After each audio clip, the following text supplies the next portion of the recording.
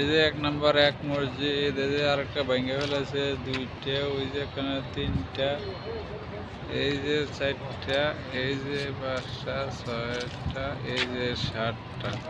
ওই যে ওইখানে উপরে ওই যে ঘরগুলো দেখা যাচ্ছে, ওইগুলোর মাঝে মা ফাতেমা বসবাস করতো একসময়। দেখছেন?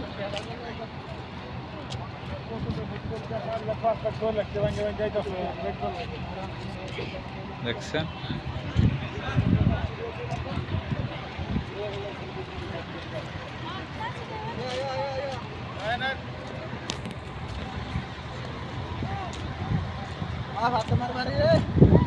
ওই যে মা ফাতেমার বাড়ি, এটা ওই যে উপরে।